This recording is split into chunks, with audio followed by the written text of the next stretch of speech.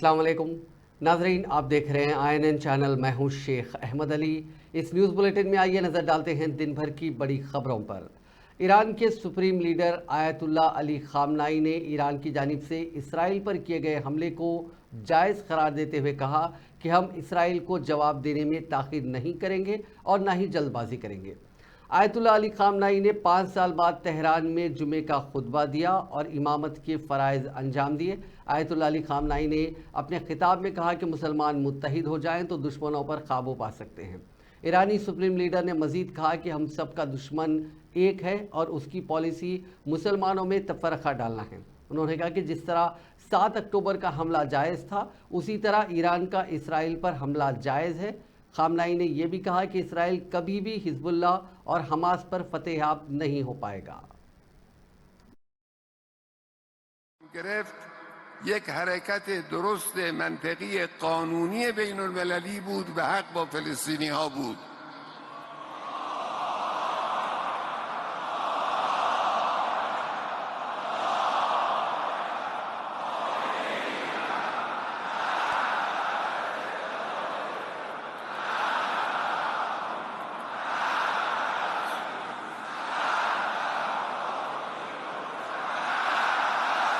دفاع جانانه لبنانی ها از مردم فلسطین هم مشمول همین حکم است. اون هم قانونی است، اون هم अफ्रीकी मुल्क कॉन्गो के एक दरिया में मुसाफिरों को ले जाने वाली कश्ती उलट जाने के वाक़े में 78 अफराद हलाक हो गए और दर्जनों अफराद लापता हैं।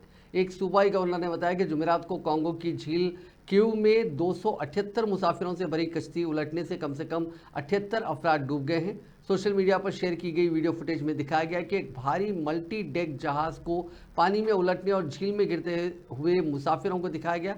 ये वाज़ेह नहीं है कि कितने लोग अभी भी लापता हैं और इलाकाई हुक्काम ने मुतज़ाद हलाकतों की तादाद बताई है। जनूबी कीव सूबे के गवर्नर ने कहा कि मरने वालों की तादाद 78 थी और 278 सवार थे। गवर्नर जीन जैक पॉलिसी ने मीडिया को बताया कि सही तादाद हासिल करने में कम से कम 3 दिन लगेंगे। रियासती वजीर कुंडा सुरेखा के खिलाफ अदाकार अक्कीनेनी नागार्जुन की जानिब से दायर हतक इज्जत केस की समाअत जुमे को नामपल्ली कोर्ट में मुलतवी कर दी गई क्योंकि प्रिसाइडिंग जज छुट्टी पर थे। अब अगली समाअत पीर को मुकर्रर की गई है। नागार्जुन ने वजीर कुंडा सुरेखा के हालिया तबसरों के खिलाफ हतक इज्जत का मुकदमा दायर किया था। उनका कहना है कि उन तबसरों से उनके ख़ानदान की साख को नुकसान पहुँचा है। ये केस BNS की दफ़ा 356 के तहत दर्ज की गई है, जिसमें नुकसानदा बयानात पर कार्रवाई का मुतालबा किया गया था। रियासती वजीर के रिमार्क्स जो एक प्रेस कॉन्फ्रेंस में दिए गए थे, सोशल मीडिया और ज़राए इब्लाग में बड़े पैमाने पर नशर हुए थे। नागार्जुन ने उन बयानात के मीडिया क्लिपिंग्स बतौर सबूत अदालत में पेश किए हैं। नागार्जुना ने अपनी दरख्वास्त में कहा कि वजीर के तबसरे चौंका देने वाले और अक्कीनेनी खानदान के लिए नुकसानदा थे। उन्होंने वजीर के BRS के कारगुजार सदर KT रामाराव से मुतालिक इल्ज़ामात की भी तरदीद की और वजाहत की कि उनका कन्वेंशन सेंटर उन इल्ज़ामात से गैर मुतालिक है। रियासती हाईकोर्ट ने ग्रुप 1 इम्तिहान को मनसूख कर देने का मुतालबा करते हुए दाखिल करदा दरख्वास्त पर समाअत मुकम्मिल करते हुए फैसला महफूज कर दिया है। तेलंगाना पब्लिक सर्विस कमीशन की जानिब से हालिया दिनों मुनक़िदा ग्रुप 1 इम्तिहान के पर्चे सवालात में कई गलतियों के पाए जाने की शिकायत करते हुए हाईकोर्ट में दरख्वास्त दाखिल की गई थी। दरख्वास्त गुजार ने अदालत से ख्वाहिश की कि ग्रुप 1 इम्तिहान में गलत सवालात को हदफ करते हुए नई मेरिट लिस्ट जारी करने की हिदायत दी जाए, जिस पर पब्लिक सर्विस कमीशन ने अदालत को बताया कि मजमून वारी असास पर माहिरीन की कमेटी का जायज़ा लेने के बाद ही फाइनल की जारी की गई थी। कमीशन ने कहा कि प्रीलिम इम्तिहान के नतायज जारी कर दिए गए हैं और 21 अक्टूबर से मेंस इम्तिहान मुनक़िद होने वाले हैं। इस सिलसिले में मुकम्मल तैयारी कर ली गई है।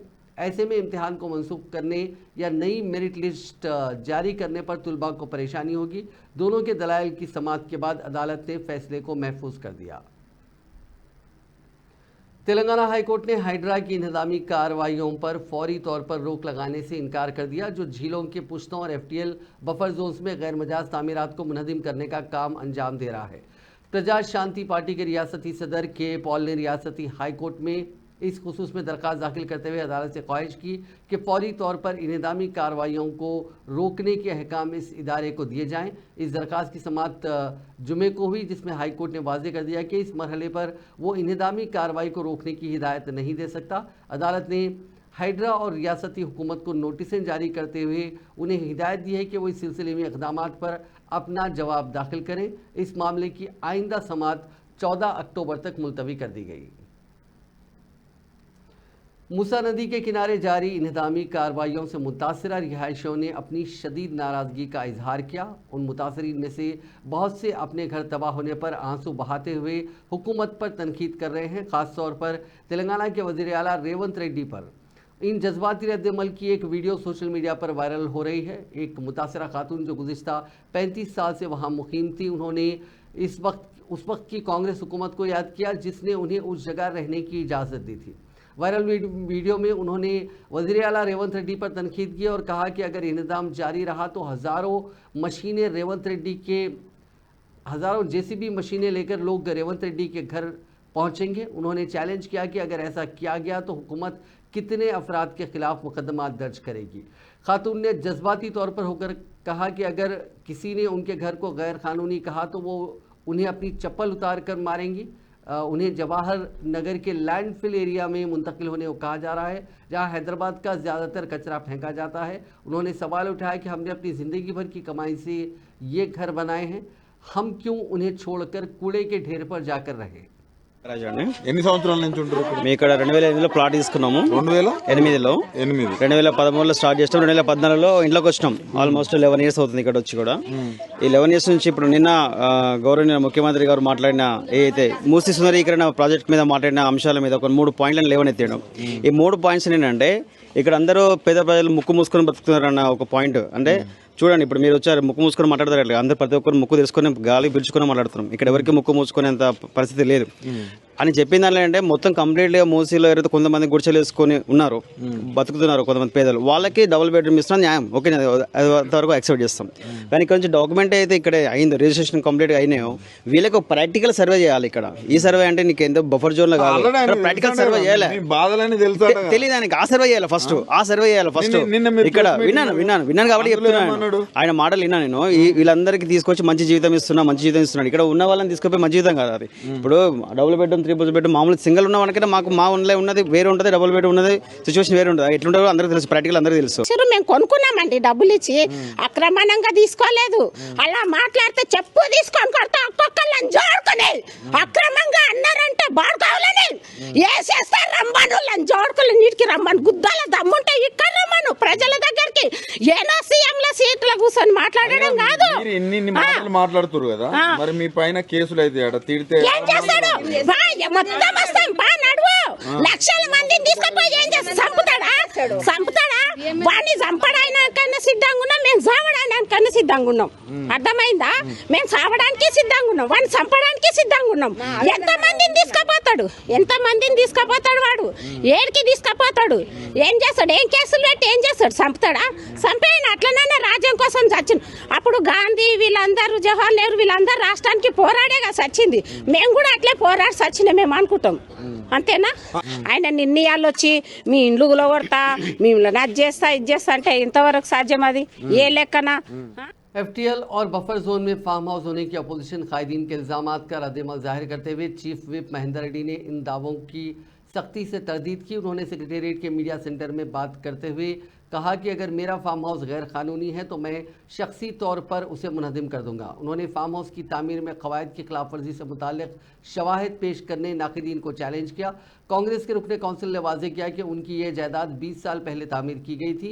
ये ना ही बफर जोन है और ना ही FTL इलाके में है, बल्कि जियो 111 के हुदूद में ये इमारत आती है। उन्होंने कहा कि किसी भी खिलाफ वर्जी के सिलसिले में हुक्काम से नोटिस उन्हें नहीं मिली है। महेंद्र रेड्डी ने निशानदेही करते हुए कहा कि इस तरह के इल्ज़ामात का उन्हें पहली मरतबा सामना नहीं करना पड़ा है। उन्होंने आदा किया कि गैर कानूनी इमारत की तामीर में कोई खाती पाया गया, चाहे वो खुद हो या फिर कोई BRS के कायदीन KTR, हरीश राव या सविता इंदिरा रेड्डी क्यों ना हो, उन्हें इमारतों के निज़ाम का सामना करना चाहिए। కూడా మరి ఏదైతే గౌరవ ముఖ్యమంత్రి గారు ఏదైతే మంచి ఏ కార్యక్రమం తీసుకొని అయితే మరి గండిపేట ఉన్నటువంటి MSR ఏదైతే అడ్డం ఉన్నటువంటి ఇల్లు తీస్తున్నారో మరి అది మంచి కార్యక్రమం ఉన్నది.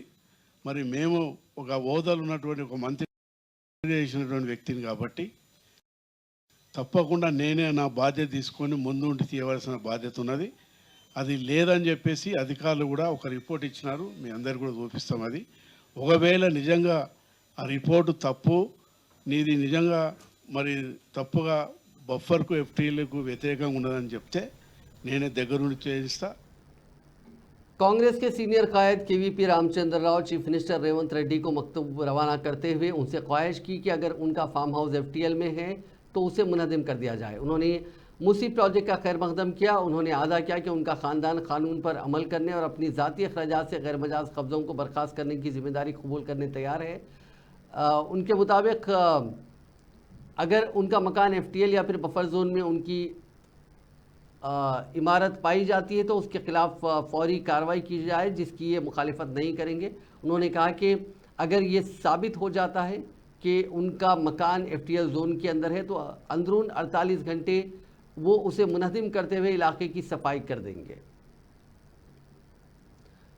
तिरुमला लड्डू प्रसादम में मिलावट के इल्ज़ाम से मुतालिक जारी तनाज़े ने जुमे को एक नया मोड़ ले लिया, जब सुप्रीम कोर्ट ने एक इंडिपेंडेंट स्पेशल इन्वेस्टिगेशन टीम यानी SIT तश्कील देने का हुक्म दिया। आंध्र प्रदेश हुकूमत, जिसकी नुमाइंदगी सीनियर एडवोकेट मुकुल रोहतगी ने की, उन्होंने अदालत की हिदायत से इत्तेफाक जाहिर किया और तहकीकात में मुकम्मल ताउन का यकीन दिलाया। उन्होंने मजीद कहा कि अदालत के जरिए SIT के लिए नामजद करदा कोई भी ओहदेदार काबिल कबूल होगा।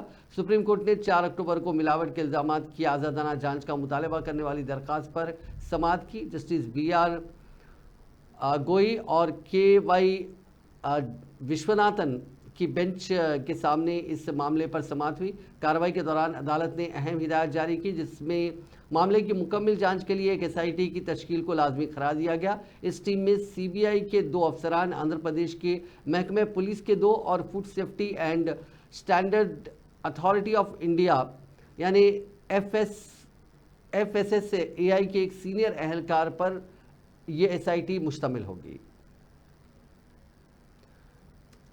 नामपल्ली में Telangana state public service commission के दफ्तर की दीवारों और गेटों पर जुमे के रोज़ तनकीदी पोस्टर्स लगाए गए, जिन्होंने एक नए तनाज़े को हवा दी। ये पोस्टर्स ग्रुप 1 भर्ती अमल से मुतालिक खदशात और हुकूमत की जानिब से मुसाबकती इम्तिहानी मवाद को संभालने के तरीक़ेकार पर तनकीद कर रहे थे। इन पोस्टर्स में कांग्रेस के PCC सदर की तस्वीर भी नुमाया थी और मुख्तलिफ पैगामात की कारकर्दगी और साख पर सवालात उठाए गए थे। एक पोस्टर में ग्रुप 1 इम्तिहान के लिए 150 सवालात की तैयारी में TSPSC की नाअहली को शर्मनाक करार दिया गया। एक और पोस्टर में आमिराना रवैया करार देते हुए उसे तनकीद की गई। कुछ पोस्टर्स में तेलुगु एकेडमी के मुतालिदी मवाद पर भी तनकीद की गई और कहा गया कि वो कॉम्पिटिटिव एग्जाम्स के लिए मियारी नहीं है। Associated chambers of commerce and industry of India यानी एसोचॉम ने शहरी हिकमत अमली पॉलिसी और कवायद के मौजू पर अर्बन इंफ्रास्ट्रक्चर समिट फोकस के दूसरे एडिशन की मेज़बानी की। ये समिट अहम शिराकत दारों के लिए एक प्लेटफॉर्म साबित हुआ ताकि हिकमत अमली इख्तरात और हिंदुस्तानी शहरी इंफ्रास्ट्रक्चर लैंडस्केप को शक्ल देने पॉलिसियों पर तबादला ख्याल किया जा सके। हैदराबाद की शहरी तब्दीली के सफ़र पर खुसूसी तवज्जो मरकूज़ करते हुए इस प्रोग्राम में हिंदुस्तान भर के वसीतर देरपा शहरियाने की कोशिशों से शहर को जोड़ने को उजागर किया गया। इफ्तिताई सेशन में रियासती वजीर कोमटिरेड्डी वेंकट रेड्डी ने कहा कि मौसर ट्रांसपोर्टेशन नेटवर्क शहरी मराकज़ की शरियान होते हैं। वज़ीर मौसूफ ने जोर देते हुए कहा कि काबिल कदर सरमाकारी की जाएगी ताकि मेट्रो रेल के सिस्टम को तोसी दी जा सके, सड़कों के नेटवर्क्स और अवामी निज़ाम ट्रांसपोर्ट को बेहतर बनाया जा सके। उन्होंने कहा कि शहरी इंफ्रास्ट्रक्चर सड़कों और ट्रांसपोर्ट से कहीं ज़्यादा होता है। ज़रूरी खिदमात जैसे साफ़ पानी, काबिल भरोसा बरक़ी और मौसर वेस्ट मैनेजमेंट तेलंगाना में इंफ्रास्ट्रक्चर के अहम अनासिर हैं, जिससे इंसानी विकार और ज़िंदगी के मियार के अहद का इजहार होता है। City like Hyderabad almost all reaching 1.5 crores population. That's why we are divided 4 corporations, GHMC corporation, 4 mayors coming elections. So ఈ సిటీని వరల్డ్ మ్యాప్లో ఉండాలంటే 30,000 crores రీజనల్ రింగ్ రోడ్ కట్టుకుంటూ after America all MNC head quarters in Hyderabad only. City like Hyderabad almost all reaching 1.5 crores population. That's why we are divided 4 corporation, GHMC corporation, 4 mayors coming elections. So ఈ సిటీని world మ్యాప్లో ఉండాలంటే रियासती हुकूमत ने शहर हैदराबाद के KBR पार्क के अतराफ सड़कों की तोसी और अंडरपास व फ्लाईओवर की तामीर के लिए 826 करोड़ रुपए मख्तस किए हैं। इस सिलसिले में सरकारी अहकाम जारी कर दिए गए हैं। ज़राए के मुताबिक KBR पार्क के अतराफ 4 अंडरपास और 6 फ्लाईओवर की तामीर की जाएगी। इस तरह पार्क के अतराफ 6 जंक्शंस को तरक्की देने का फैसला किया गया। इसके लिए 826 करोड़ रुपये मख्तस किए गए हैं, जिनमें पहले मरहले के तहत 421 करोड़ रुपये से जुबली चेक पोस्ट के पास पार्क एंट्रेंस जंक्शन को तरक्की दी जाएगी। दूसरे मरहले के तहत रोड नंबर 45 के junction, Filmnagar junction, Maharaja Agrasen junction, cancer hospital junction को तरक्की दी जाएगी। ज़राए के मुताबिक शहर हैदराबाद के अहम इलाकों में दाखिल होने के लिए इस पार्क से ही ट्रैफिक का गुजर होता है। खासतौर पर IT कॉरिडोर होके गच्चीबौली, माधापुर, हाईटेक सिटी, कुंडापुर, फाइनेंशियल डिस्ट्रिक्ट जैसे अहम इलाकों को जोड़ने वाला मकाम KBR पार्क है, जिसकी वजह से हुकूमत ने KBR पार्क के अतराफ करोड़ों रुपए से तरक्याती कामों को अंजाम देने का फैसला किया। इस फैसले से KBR पार्क के पास ट्रैफिक का मसला भी हल कर लिया जाएगा। सिद्दीपेट के रुकन असेंबली और साबिक वजीर T हरीश राव ने रियासत में खवातीन और लड़कियों के तहफ़्फ़ुज़ में नाकामी पर तेलंगाना हुकूमत को शदीद तनकीद का निशाना बनाया। ख़ासतौर पर तशद्दुद के बढ़ते हुए वाक़यात पर उन्होंने तशवीश जाहिर की। एक ट्वीट में हरीश राव ने हुकूमत की मुबैना लापरवाही पर बरहमी का इजहार करते हुए कहा कि असेंबली में कई बार इंतबाहात के बावजूद हुकूमत ने बेहतरी के लिए कोई संजीदा इक़दाम नहीं किए। उन्होंने निशानदेही की कि रियासत में तकरीबन हर रोज़ जिनसी ज़्यादती के वाक़यात पेश आ रहे हैं, जिससे अमन व अमान की सूरत हाल में शदीद कोताही की अक्कासी होती है। हरीश राव ने खास तौर पर नाबालिगों के हालिया 2 केसों का जिक्र करते हुए कहा कि वाक़यात उन्हें बेहद परेशान कर गए। उन्होंने वज़ीर आला रेवंत रेड्डी, जिनके पास वजारत दाखिला का भी कलमदान है, उन पर तनकीद की और कहा कि वो ख़वातीन के लिए अमन व सलामती को बरकरार रखने में नाकाम रहे हैं। कांग्रेस हुकूमत को हदफ तनकीद बनाते हुए हरीश राव ने कहा कि इंदिरम्मा राज्यम पर फ़ख्र करने के बावजूद ख़वातीन के तहफ़्फ़ुज़ को तरजीह नहीं दी गई। उन्होंने इल्ज़ाम लगाया कि कांग्रेस के मौजूदा दौरे हुकूमत के सिर्फ 9 महीनों में असमत दरी के 2000 से ज़ायद वाक़यात पेश आ चुके हैं। BRS के कारगुजार सदर KT रामाराव ने कहा कि ज़रूरी खर्चों की माफ़ी पर चीफ मिनिस्टर रेवंत रेड्डी का झूठ एक मरतबा फिर से बेनकाब हो गया। उन्होंने दावा किया कि वज़ीर ज़राअत तुमला नागेश्वर राव के बयान से एक मरतबा फिर साबित हो गया कि चीफ मिनिस्टर ये झूठे दावे कर रहे हैं कि कर्ज़ों की माफ़ी की स्कीम पर 100% अमल किया गया। KTR ने अपने बयान में कहा कि 20 लाख किसानों के कर्ज़ों की माफ़ी नहीं होने से मुतालिक वज़ीर ज़राअत के बयान में चीफ मिनिस्टर रेवंत रेड्डी की जानिब से फैलाए जाने वाले झूठ को बेनकाब कर दिया। BRS लीडर ने इल्ज़ाम लगाया कि फसल पर कर्ज़ों की माफ़ी की स्कीम पर मुकम्मल तौर पर अमल ना करते हुए कांग्रेस हुकूमत ने किसानों से दगाबाजी की है। गुर्दे के मरीजों ने जुमे को प्रजा भवन के सामने जमा होकर अपनी तिब्बी ज़रूरियात पूरी करने के लिए 10,000 रुपये माहाना पेंशन का मुतालबा किया। मुजाहिरीन ने कांग्रेस हुकूमत पर इल्ज़ाम लगाया कि इख्तिदार में आने के बाद से उनकी फलाह बहबूद को नज़रअंदाज किया जा रहा है। मुजाहिरीन का कहना था कि उन्होंने जनवरी में प्रजा भवन में हुक्काम से मुलाकात करके मदद की दरख्वास्त की थी, लेकिन अभी तक कोई अमली इक़दाम नहीं उठाया गया। उन्होंने कहा कि माहाना पेंशन उनके लिए ख़ास तौर पर बार बार और महंगे डायलिसिस के इलाज के अखराजात को पूरा करने के लिए बहुत अहम है। एक मुजाहिर ने कहा कि पिछली हुकूमत के दौर में रियासत भर में डायलिसिस मराकज़ कायम किए गए थे, जिससे हमें बहुत मदद मिली, लेकिन मौजूदा हुकूमत ने हमारी ज़रूरियात को नज़रअंदाज कर दिया है। 2011లో నెక్స్ట్లో అయ్యింది నాకు సర్జరీ. సో మేము ప్రధానంగా ఎదుర్కొంటున్న సమస్యలు ఏంటంటే మాకు మెడిసిన్ గురించి ప్రాబ్లం అవుతుంది. అలాగే స్పెషల్గా కిడ్నీ పేషెంట్లు రోజు ఒక ప్రాబ్లం ఫేస్ చేస్తుంటారు. ట్రాన్స్ప్లాంట్ అయ్యాక వారి పరిస్థితి ఎట్లా అంటే యాజ్ ఏ బెన్ను లెక్క అట్లా కొన్ని ఇయర్కి 2-3 టైమ్స్ అడ్మిషన్ అవుతుంది. సో దానివల్ల పేషెంట్ పైన చాలా భారం పడుతుంది. ప్రభుత్వం పెద్ద మనసు చేసుకొని వాళ్ళని కొంచెం స్టడీ చేసి ఏపీలో మాదిరిగా 10,000 రూపీస్ ఇవ్వాలని నా యొక్క విన్నపం అండి. Thank you.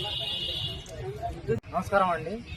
రేవంత్ రెడ్డి గారికి మా రిక్వెస్ట్ అండి, కిడ్నీ పేషెంట్లు మేమందరం కిడ్నీ ట్రాన్స్ప్లాంట్ అయిన వాళ్ళు మన తెలంగాణలో ఎంత లేదన్నా 10,000 నుంచి 20,000 మంది దాకా ఉన్నామండి. వీళ్ళందరికీ చాలా చాలా చాలా ఇబ్బంది అవుతుంది. కిడ్నీ రోగులు ఏంటంటే గాజు పెంచు లాంటి వాళ్ళు చూడడానికే ఉంటారు, వాళ్ళు దేనికి పని చేయరు.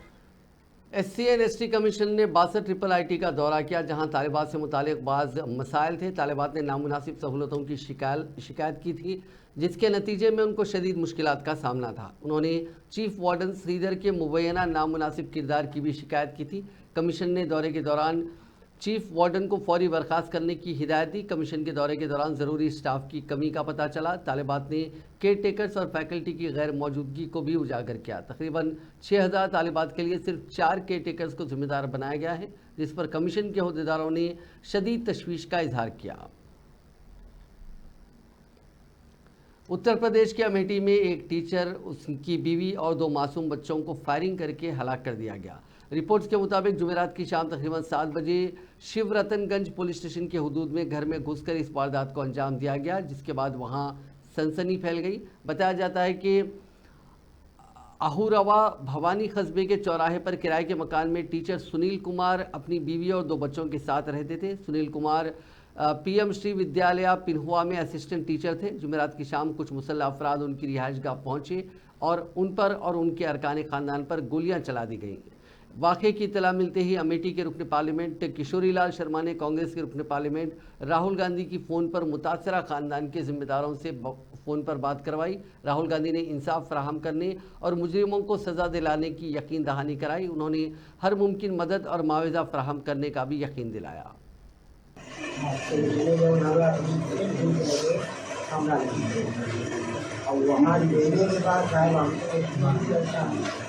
अब वहाँ परिवार में था उसमें डाल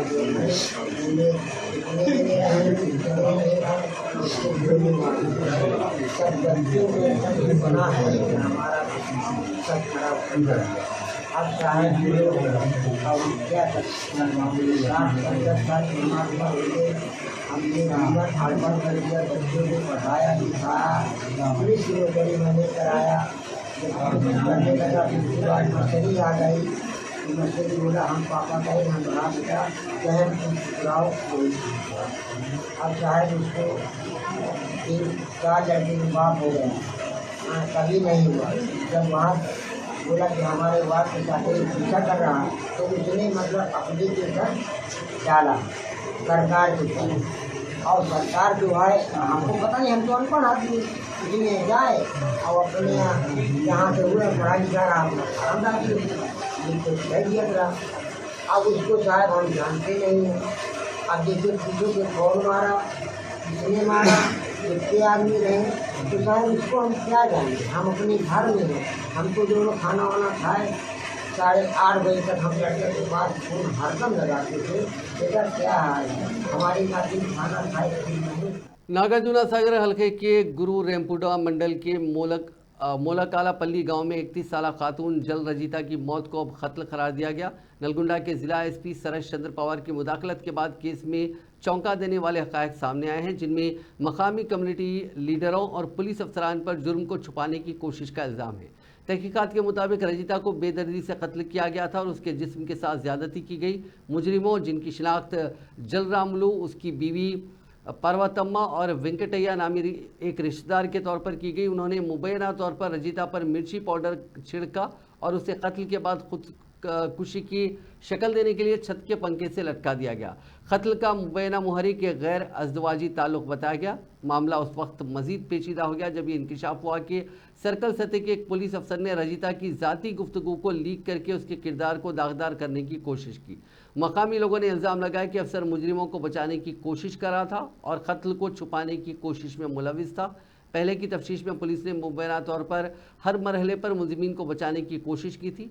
बासर कम्युनिटी कायदीन की शमूलियत ने मामले को गुमराह किया और इब्तदाई तौर पर इसे खुदकशी के तौर पर पेश किया गया।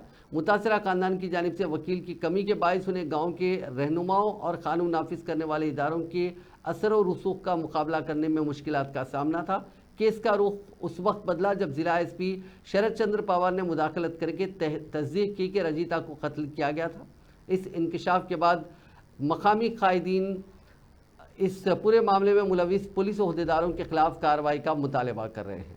ఇక్కడ ఒక ములకపల్లి అనే గ్రామంలో ఒక మర్డర్ జరిగితే దానికి సంబంధించి బాధితులు మా దగ్గరకు వస్తే ఇక్కడ స్థానికంగా ఉన్నటువంటి లీడర్లతోటి వాళ్ళకి అన్యాయం చేయొద్దు, ఆమె ఆత్మహత్య కాదు హత్య అని క్లియర్ గా అక్కడ స్థానికంగా గ్రామ పెద్దలందరూ కూడా తెలుసు అదని చెప్తే వీళ్ళు దాన్ని కప్పిపుచ్చే ప్రయత్నంలో దాంట్లో వాళ్ళు అందరూ కూడా లంచాలు తీసుకుంటున్నారు, పోస్ట్ మార్టం రిపోర్ట్ను కూడా మార్చే ప్రయత్నం చేస్తారని ఆ చనిపోయిన వాళ్ళ భర్త మా దగ్గరకు వచ్చి గోడ వెలబుచ్చుకుంటే ఇక్కడ స్థానికంగా ఉన్న పెద్దల్ని స్టేషన్ పంపించడం జరిగింది।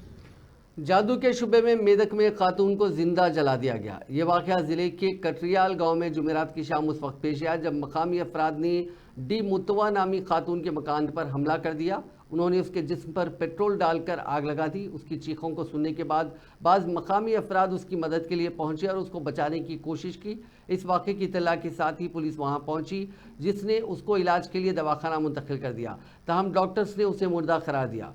पुलिस ने खातून की लाश को पोस्टमार्टम के लिए रामायपेट अस्पताल मुंतकिल किया। मकतूल खातून का बेटा और बहू खौफ के आलम में गांव छोड़कर चले गए। पुलिस ने सिलसिले में केस दर्ज करके 3 अफराद को गिरफ्तार कर लिया।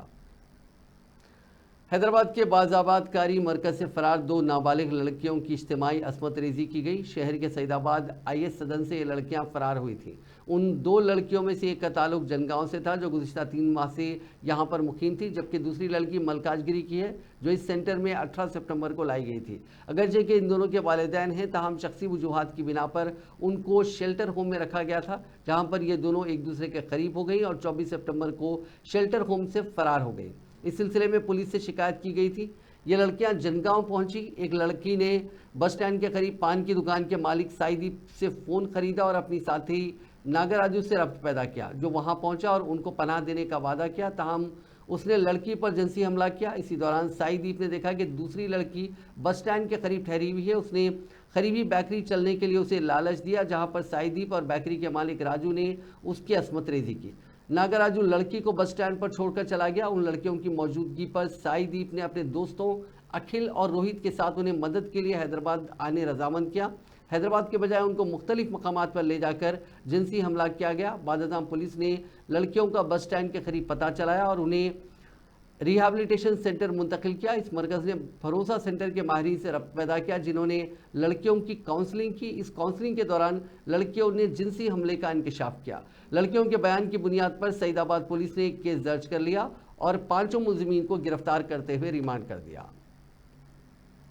हैदराबाद के एक बुजुर्ग जोड़े से साइबर क्रिमिनल्स ने 10 करोड़ 61 लाख रुपए का धोखा किया।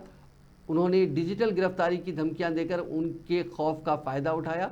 तेलंगाना साइबर सिक्योरिटी ब्यूरो इस केस की तहकीकात कर रहा है। ये कहा जा रहा है कि 73 साल शख्स को अस्पताल में दाखिल होने के बाद जुलाई को एक शख्स ने SBI का अहलकार जाहिर करके फ़ोन किया। फ़ोन करने वाले ने दावा किया कि उनके आधार कार्ड की तफसीलात से मुंबई में एक बैंक अकाउंट खोला गया और उससे रकम निकालने की कोशिश की जा रही है। इस पूरे मामले में इन्हें लगातार खौफ में मुब्तला किया गया और उनके अकाउंट से 10 करोड़ 61 लाख रुपए की रकम निकाल ली गई, जो 8 जुलाई से 26 जुलाई के दौरान 11 किस्तों में निकाली गई। पुलिस इस पूरे मामले की तहकीकात कर रही है।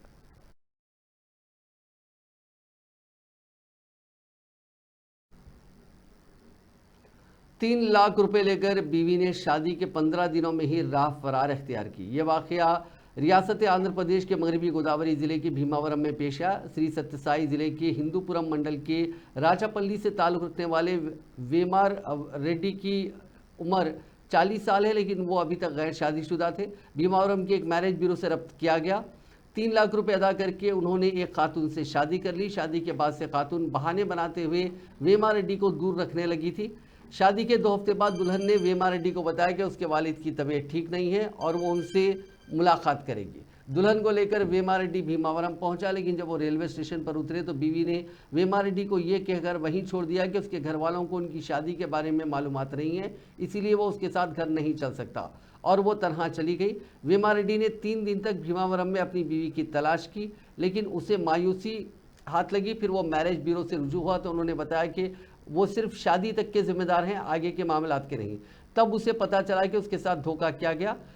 वेमा रेड्डी ने हिंदूपुरम रूरल पुलिस स्टेशन में शिकायत दर्ज कराई। पुलिस इस पूरे मामले की तहकीकात कर रही है।